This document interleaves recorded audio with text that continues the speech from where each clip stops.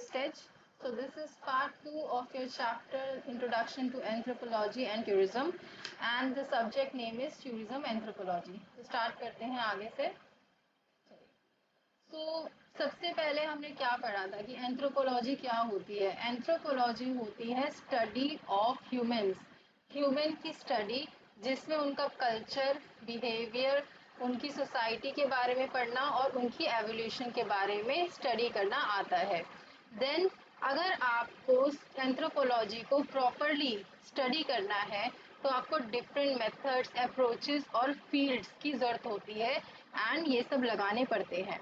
ठीक है, ये आपकी हेल्प करता है लोगों को, different part of the world के लोगों को अंडरस्टैंड करने में इन डिफरेंट टाइम पीरियड्स. फिर हमने क्या पढ़ा था कि एंथ्रोपोलॉजी के 4 मेन ब्रांचेस होती हैं. पहली ब्रांच है सोशल कल्चरल एंथ्रोपोलॉजी, जिसमें सोसाइटी, कल्चर, ट्रेडिशन और एवरीडे लाइफ ऑफ पीपल के बारे में स्टडी किया जाता है. सेकंड हमने पढ़ा था बायोलॉजिकल एंथ्रोपोलॉजी, जिसमें कि आपके ह्यूमन एवोल्यूशन और बायोलॉजिकल फीचर्स के बारे में स्टडी किया गया. Third one is your archaeological anthropology, जिसमें आपके पास्ट ह्यूमन सोसाइटीज़ के बारे में स्टडी किया through tools, ruins and remains से. Then fourth one is your linguistic anthropology. Linguistic anthropology में आपने स्टडी किया कैसे लैंग्वेज जो है वो डिफरेंट कल्चर्स में डिफरेंट लैंग्वेजेस यूज़ होती है. बेसिकली लैंग्वेज की स्टडी को हमने लिंग्विस्टिक एंथ्रोपोलॉजी में देखा. ठीक है, अब आगे चलते हैं. How do we study anthropology. देखो, जब यूरोपियंस ने, ठीक है, जब यूरोपियंस ने अपनी एक्सप्लोरेशन और कॉलोनाइजेशन ईस्ट में स्टार्ट करी थी ना, तब से हमें एंथ्रोपोलॉजी की रूट्स दिखाई देती हैं. तो उस टाइम पे जो एंथ्रोपोलॉजिस्ट थे उनको आर्म चेयर एंथ्रोपोलॉजिस्ट बोला जाता था. क्यों बोला जाता था? क्योंकि वो कभी भी ना फील्ड में जाके और डाटा को कलेक्ट नहीं करते थे. जैसे कि मान लो एक पर्टिकुलर एरिया है, उसके बारे में वहाँ जाके डाटा कलेक्ट नहीं करते थे. वो क्या करते थे, वो जो आपके नरेशंस होते थे ना, जब मतलब जो लोग उनको आके बता देते थे कि उस फील्ड में ऐसे लोग रहते हैं, उनकी लैंग्वेज ऐसी है या फिर वो ऐसा बिहेव करते हैं, उन पे बिलीव करते थे. जो जिन लोगों ने फार ऑफ प्लेसेस पे ट्रैवल किया होता है, जैसे कि आपके एडमिनिस्ट्रेटर्स, ट्रैवलर्स और मिशनरीज, इन सब से वो लोग आपकी सारी इंफॉर्मेशन गैदर करते थे. ऑलराइट, तो सबसे पहला जो अर्लीस्ट रिटर्न रिकॉर्ड्स था आपका गोल्डन बो, जो पब्लिश हुआ था 1890 में. और किसने पब्लिश किया था? By sir James Frazer. वो बेस्ड था आपका नरेशंस ऑफ ट्रैवलर्स जो इधर से उधर घूमते थे, उन लोगों ने जो भी इंफॉर्मेशन दी, जो वहाँ के एडमिनिस्ट्रेटर्स थे वहाँ से उनको इंफॉर्मेशन मिली, जो मिशनरीज थे वहाँ पर, जो ट्रैवल करते रहते थे दूर दूर के देशों में, फार ऑफ प्लेसेस, और वो उनको एग्जॉटिक स्टोरीज और अबाउट द लैंड्स और पीपल एंड देयर कल्चर वो आके बताते थे. तो दे बिलीव दैट, ठीक है, और वहाँ से उन्होंने डाटा कलेक्ट करा. तो खुद जाके वो जो फील्ड में डाटा कलेक्ट नहीं करते थे, इसीलिए उनको आर्म चेयर एंथ्रोपोलॉजिस्ट बोला जाता था. फिर विद टाइम क्या हुआ, जो एंथ्रोपोलॉजी है वो एस्टैब्लिश हुई as a field of science and field work जो है आपका वो इम्पॉर्टेंट बन गया. ठीक है, वो बन गया हॉलमार्क ऑफ एंथ्रोपोलॉजिकल स्टडी. मतलब फील्ड वर्क को बहुत ही महत्व दिया जाने लग गया और फील्ड वर्क एक इम्पॉर्टेंट पैरामीटर बना इन दी एंथ्रोपोलॉजी स्टडी. तो सबसे जो आपका पहला वर्क था, जो कि मिलॉस्की का वर्क था आपका, उसमें क्या था, उसने कुछ लोग भेजे कौन से आइलैंड पे? ट्रोबियन आइलैंडर्स. ठीक है, तो वहाँ पर उन्होंने क्या करा, एक साइंटिफिक स्टडी, एक कलेक्टिव स्टडी करी, साइंटिफिक फील्ड वर्क स्टडी करी अमंग द नेटिव्स. जो वहाँ पर नेटिव्स रहते थे उनके ऊपर कुछ पार्टिसिपेंट्स को चूज करके वहाँ के. तो क्या करा उन्होंने कि वो लोग वहाँ गए, जो वहाँ के नेटिव्स थे उसमें से कुछ पार्टिसिपेंट्स को चूज करा और फिर क्या करा कि उनको अंडर ऑब्जर्वेशन रखा फॉर एन ईयर. ठीक है, देन उसके बाद में जो लोग लिविंग विद द पीपल, जब वो उनके साथ रह लिए, तब उन्होंने उन लोगों को स्टडी किया, उनकी लैंग्वेज को समझा और ये समझा कि वो लोग आपस में कैसे रहते हैं, कैसी बातें करते हैं, क्या लैंग्वेज है, क्या उनका कल्चर है. तो इस तरीके से जो है वहाँ पर इस बुक में जो लिखा हुआ है मेलिनोस्की वर्क में ये सब दिया गया है आपका, ठीक है। और सबसे पहली ये स्टडी जो थी फील्ड वर्क की वो यहीं से आई थी। तो जो इनका वर्क था मेलिनोस्कीज का वर्क, वो आज भी जो है बैकबोन है एंथ्रोपोलॉजिकल स्टडीज़ की, ठीक है। तो अगर आपसे पूछा जाए सबसे पहले फील्ड वर्क किसने किया था, तो मेलिनोस्की वर्क था सबसे पहला फील्ड वर्क, जो कि था ट्रोबिलैंड आइलैंड में, ठीक है। देन जो आपका फील्ड वर्क का सिग्निफिकेंस है उसमें बेसिकली हमें 3 क्वेश्चन समझने होते हैं कि वो कौन कौन से। सबसे पहला कि what people think they ought to do, कि लोगों को क्या लगता है कि उन्हें करना चाहिए, जो कि एक आइडल बिहेवियर है। दूसरा, व्हाट पीपल से दे डू, लोग क्या बोलते हैं कि वो क्या करते हैं। Third point is what people actually do, कि लोग एक्चुअल में क्या करते हैं। एक होता है कि उनको क्या लगता है क्या करना चाहिए, दूसरा कि क्या उनको लगता है कि जो वो बोलते हैं कि वो करते हैं, ठीक है। तीसरा, जो वो एक्चुअल में करते हैं, जो उनका एक्चुअल बिहेवियर है।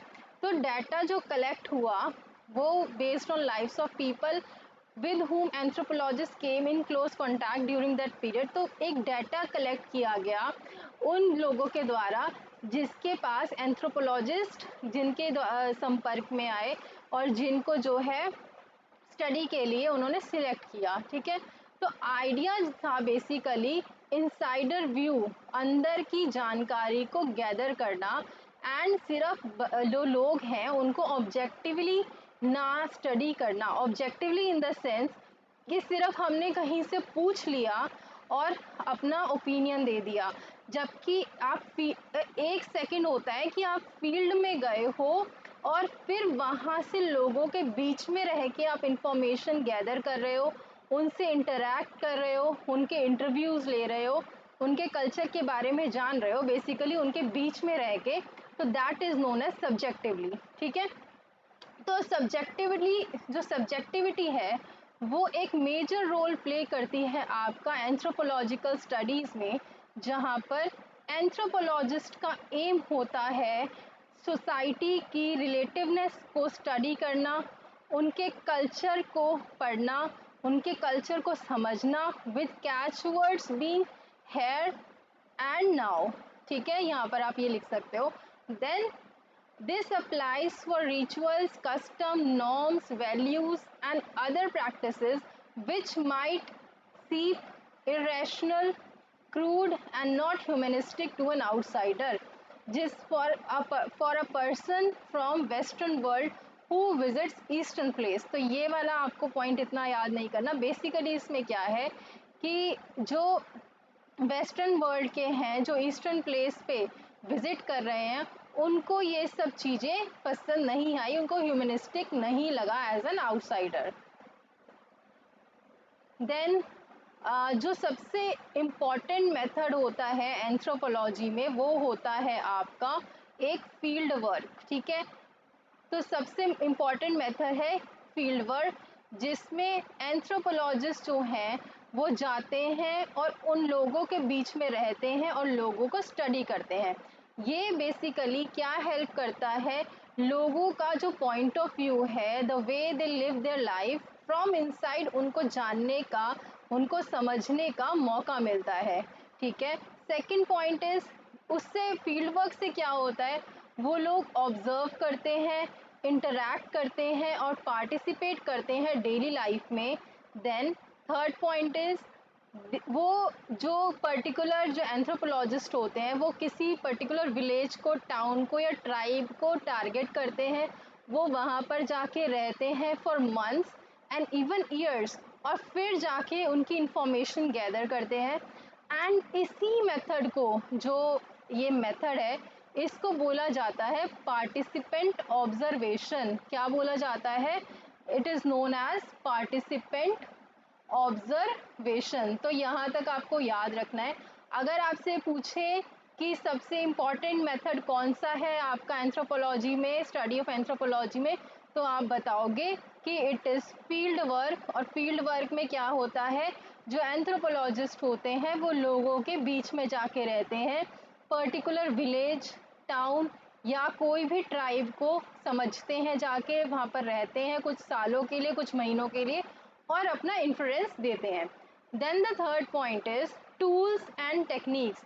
एंथ्रोपोलॉजिस्ट जो होते हैं वो वेरियस टूल्स जो है वो यूज़ करते हैं डाटा को कलेक्ट करने के लिए।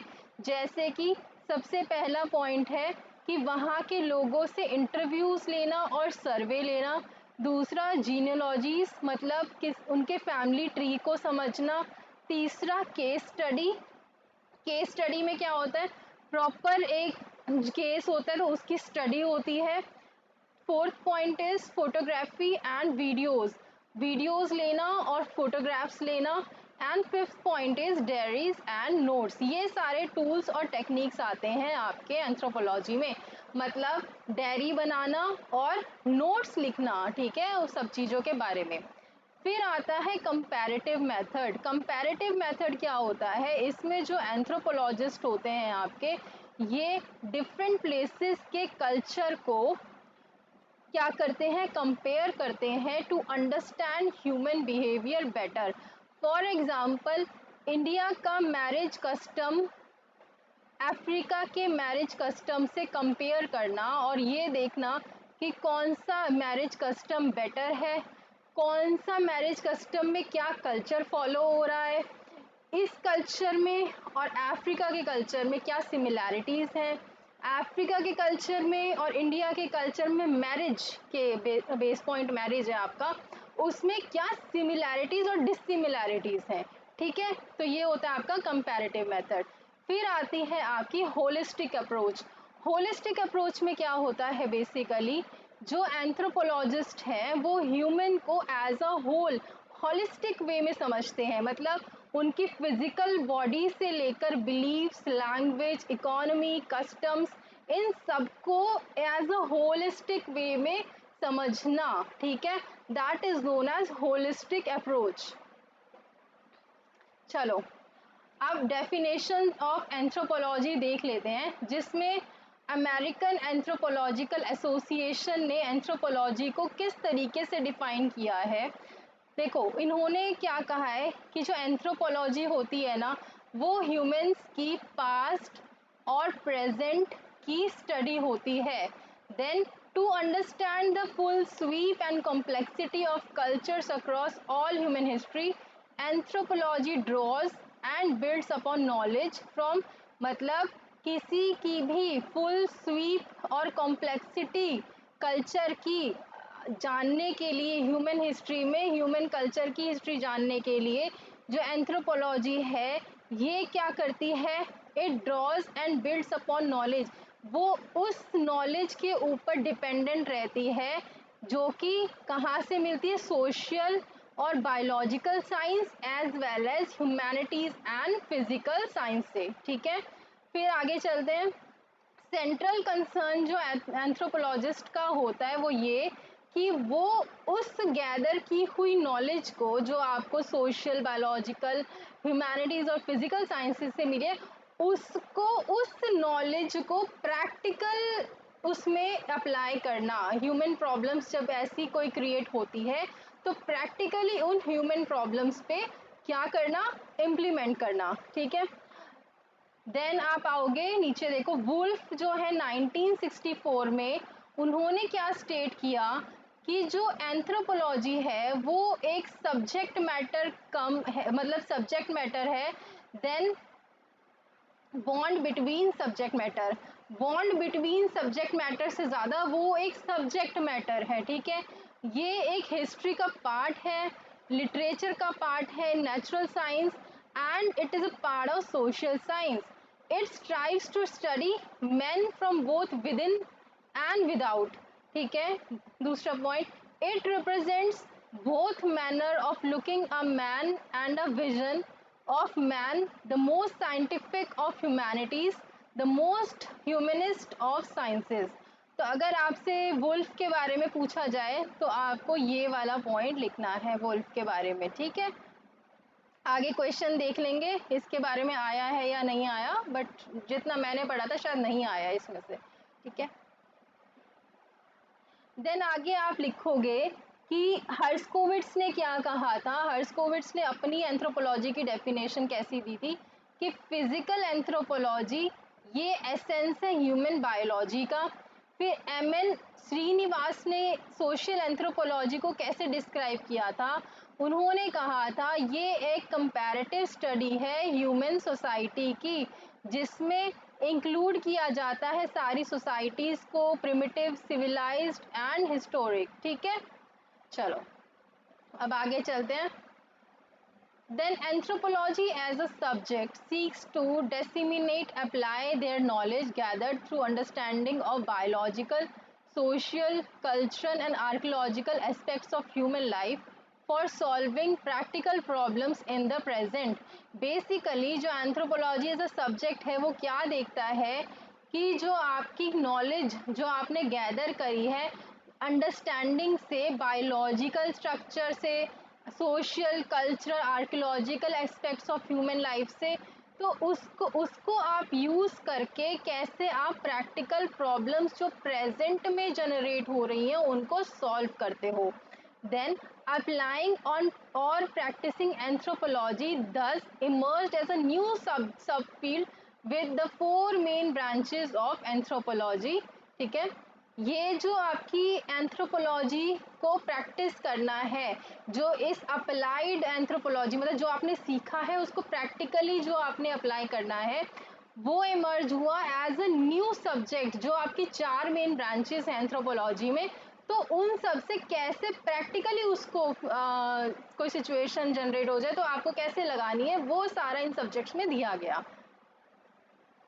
तो हमने क्या इन्फ्रेंस निकाला, ये अब इस चैप्टर का, इस टॉपिक का निचोड़ क्या निकला हमारे पास, देखो जो हमारी एंथ्रोपोलॉजी है वो कैसे स्टडी करी गई, वो एक फील्ड वर्क के द्वारा और ऑब्जर्वेशन के थ्रू हमने स्टडी किया।